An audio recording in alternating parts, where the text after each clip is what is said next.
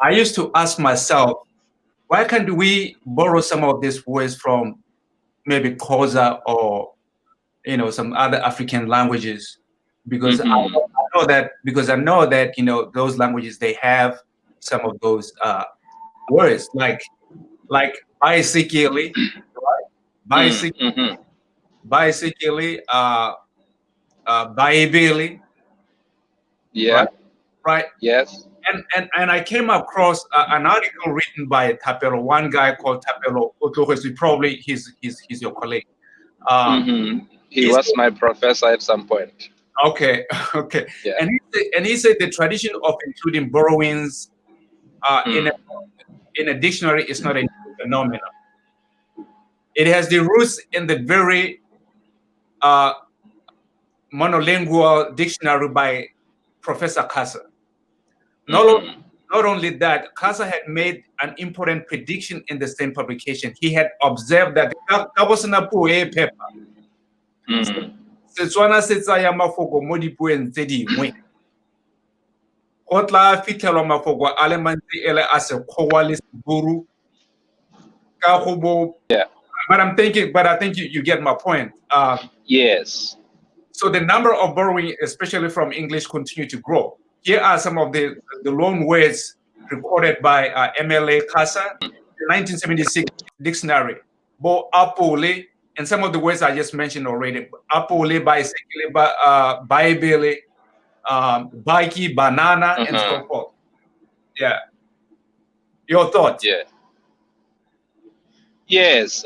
As you might already know, I'm interested in how the Western languages with colonial cultural legacy interact with African languages. And I Yes. think Setswana provides the basis for my case. Mhm. Borrowings will always be there. Any language, if you now dwell into linguistics, any language Mhm. mutating, extending meanings based on these interactions. Okay, so borrowing uh, is something that we cannot avoid as far as our languages are concerned. But we need to be careful. This would be my. We need to be careful not to dilute or not to borrow too much. I cry sorry, even in life when someone borrows too much. O hella in what Setswana ra rona le lekgobo. Yeah. Yes, so uh, we need to be jealous of our languages, what Mhm. enters into these languages, how they are used, and how they are developed. The Bible says that the borrower becomes a slave. Yes, yes. Even in Chinua Achebe's novel, the character of Okonkwo's father. Yes, yes, yes. Yeah. So this this is not just in the Bible, but our African oral tradition has really taught us that. So we really need to be careful and then ask ourselves, like, sometimes do we even need to borrow Mhm. certain expressions, but also we should be in a position to create and adapt them into our linguistic matrix.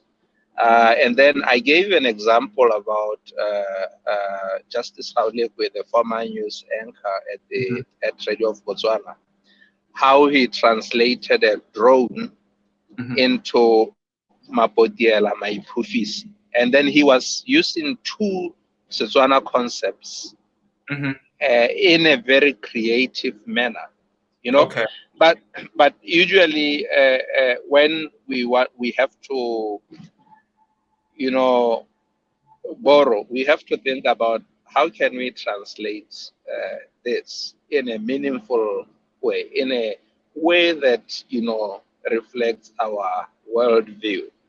And there's nothing wrong with that. And we still retain our culture, basically. And we still retain our culture. Let's get into what one of the Pan Africanist guys, that is really rising right now. I don't know if you Mhm. like perspectives or not. Julius Malema. Julius said he believes that one language, Kiswahili, should be applied to every African nation. I disagree, but I also understand his contention. Africa is broad and vast, and there is a lot of linguistic diversity. So we need to, when thinking about that, we need to juxtapose the limitations of adopting one language and in the process marginalizing other languages, even if it is spoken as a majority language. I'll give you an example.